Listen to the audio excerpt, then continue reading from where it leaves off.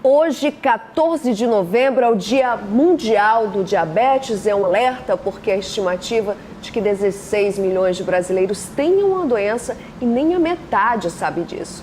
Vamos entender mais sobre o diabetes aqui com o médico oftalmologista, especialista em retinopatia diabética, o doutor Álvaro Bruno Botentuy. Boa noite, doutor. Bem-vindo aqui ao Jornal da Guará. Boa noite, Bianca. É uma honra estar aqui nesse dia tão especial aqui na sua presença, podendo te falar de um tema tão importante como o diabetes. Geralmente quando fala assim diabetes, as pessoas imaginam o médico generalista, o endocrinologista, ou falar com o nutrólogo, o nutricionista para falar de todo aquele plano alimentar. Mas eu estou com um médico oftalmologista. Por que um médico oftalmologista hoje? Porque a gente quer focar nas consequências do diabetes, que um deles pode levar até a cegueira, né, doutor? Perfeitamente, Bianca. Excelente explanação, clareza pura. Bom, em relação ao diabetes, nós temos que hoje no nosso país já é a principal causa de cegueira entre 20 anos de idade a 70 anos de idade. Então, nessa faixa etária, de 20 a 70 anos, o diabetes é o que mais impacta e causa transtornos visuais nos nossos pacientes. Por isso, o meu objetivo de estudo hoje, meu trabalho, minha linha de pesquisa como professor universitário na UFMA é sobre diabetes, devido a essa importância, a esse impacto que ocorre na vida das pessoas. Doutor, eu gosto de focar nas complicações, né, das consequências, porque muita gente às vezes não leva a sério o nível de glicose elevado, a resistência à insulina, a produção insuficiente aí de insulina, e não se liga nas consequências disso. Além da retinopatia, quais são as outras complicações?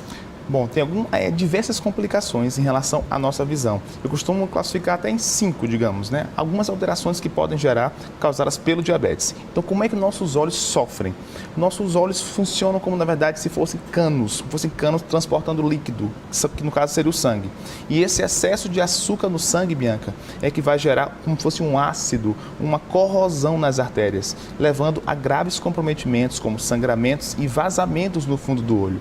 Então, hoje, nós podemos classificar aqui de forma bem clara para você que está aí nos ouvindo, que a catarata, que é a principal causa de cegueira também na população mais idosa, ela é acelerada pelo processo de diabetes. Ou seja, você que está aí nos ouvindo, quem tem diabetes, tem 2 a 4 vezes mais chance de ter catarata mais cedo, mais precocemente do que a população que não tem diabetes. Além disso, o diabetes causa alterações visuais, oscilações. Se você que está aí ouvindo, e entenda que qualquer oscilação, turvação, seja para longe ou para perto, de modo súbito, pode ser causado por uma oscilação na glicemia, no açúcar do sangue. Causa também esse transtorno visual. Além disso, pode causar glaucoma, um tipo de glaucoma muito específico, chamado glaucoma neovascular. Ou seja, um aumento da pressão do olho muito absurda, que gera dor na sua visão e baixa de visão também. Pode gerar também, Bianca, de modo muito didaticamente explicando, uma coisa chamada de estrabismo, que é o olho ficar desviado de modo agudo. Ou seja, você que está aí, de repente acorda e você começa a ver 2 objetos. Você olha uma caneca no seu café e ela está aparecendo como se fossem 2, uma diplopia, o olho entortou. Isso acontece devido a altos picos de glicemia, que pode gerar também essa alteração de desvio nos olhos. Quando ocorre a baixa da glicemia e o controle dessa doença, o olho tende a voltar à posição normal. E claro que deve ser relembrado aqui, eu tenho feito ações sociais a semana toda e explico, reitero, que a prevenção da retinopatia diabética, como você bem anunciou aqui, é o nosso grande objetivo, que é a doença do fundo do olho, que é a retina, que é a parte nervosa do olho, que é a principal causa de cegueira nessa população que eu falei. Doutor, aí nesse caso, um paciente que tem diabetes, o nível de glicemia está descontrolado, perfeito, aí pode levar a essas complicações. Perfeito. Mas uma pessoa que ainda não procurou o médico, quais são os sintomas assim que podem ser indicativos suspeitos de diabetes? Perfeito, Bianca. Essa é uma pergunta muito clássica. Os 4 P's, né? Os 4 P's, né? Então, assim, é muito bom. Então, você que está aí nos ouvindo, não espere aparecer um sintoma, porque até 50% da retina estar comprometida, você não vai apresentar sintoma nenhum.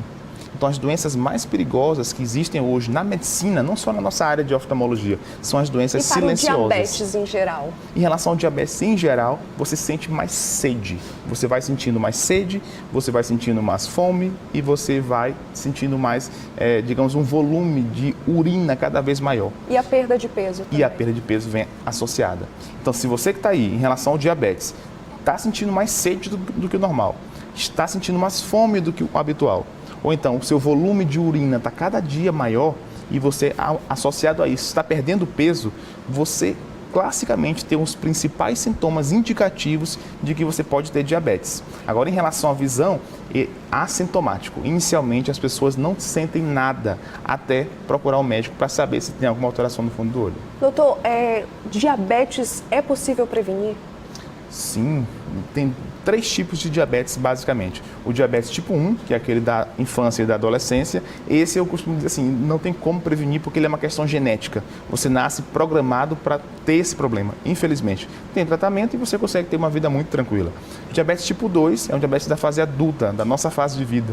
Então, é um diabetes que está associado com os maus hábitos alimentares, sedentarismo e obesidade. Então, esse sim, ele consegue ser prevenido, ele consegue ser diminuído, essas consequências dele.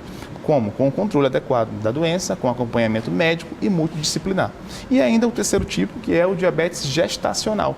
Você que está aí nos ouvindo, que pretende engravidar ou que está grávida nesse momento, tenha muito cuidado. Faça o exame da glicemia uma vez a cada trimestre para rastrear se você tem diabetes gestacional. Se tiver, merece um acompanhamento adequado até o parto. Doutor, hoje a gente sabe que muita gente tem acesso àquele equipamentozinho que fura o dedo, que faz a glicemia capilar, né? Perfeito. Quando é que ele é um indicativo muito sério de que deve alertar a pessoa em casa? Porque nem sempre, geralmente, deu um alto nível de glicose, quer dizer que a pessoa tem diabetes, né? Sim, existe muito erro também. Inclusive, quando você for fazer o teste da glicemia, você precisa limpar bem o dedo, porque, por exemplo, se você tiver tomado suco e ficou um pouquinho de suco no seu dedo e você fizer o exame, vai dar um falso positivo. Vai dar uma glicemia alta, não porque você tem o açúcar alto, mas porque ficou um pouquinho de suco aqui no seu dedo. Então aqui vale também a orientação, Bianca, para que a população que nos ouve faça essa higienização antes de fazer a furada do dedo, para que não haja esse falso positivo. Mas o teste mesmo ideal para avaliar a glicemia é o teste da glicemia do sangue. E aqui vale a pena chamar a atenção para um exame fundamental, Bianca, que não pode ser esquecido. Se você tem aí, ele serve tanto para diagnosticar o diabetes, quanto para acompanhamento depois de já diagnosticado, que é a chamada hemoglobina glicada. Grave esse nome, pessoal. Hemoglobina glicada. É o principal exame hoje em dia, porque ele tira uma média dos últimos 3 meses da sua glicemia e ele dá um resultado em percentual. Então, para quem não é diabético, ele dá abaixo de 6,5. Tem muita gente que começa a se prevenir em casa, vai fazer o exame de sangue no dia seguinte, passa 2 dias aí numa dieta, né? Exatamente, para evitar esse tipo de coisa. Não, eu vou fazer exame amanhã, hoje eu vou me alimentar bem, vou usar o remédio e na hora dá abaixo. Aí não, esse exame ele consegue evitar esse tipo de problema. Então, se der abaixo de 6,5, Bianca, não é diabético. Então, se acho que quem está assistindo agora ao Jornal da Guará já decorou esse nome, hemoglobina glicada. Perfeito. E vai conversar com o seu médico. Exatamente. E nem precisa estar em jejum, Bianca, para fazer. Você pode amanhã é feriado, mas segunda-feira mesmo, sábado, já fazer o exame e aí você pode depois levar para o seu médico, mais próximo da sua casa, para poder detectar se você tem ou não tem esse problema. Doutor, muito obrigada pela sua presença aqui. Parabéns pela ação aí que o senhor tem feito também, atividades voluntárias, atendimentos voluntários durante esse mês. Muito obrigada pela sua presença aqui e os esclarecimentos também.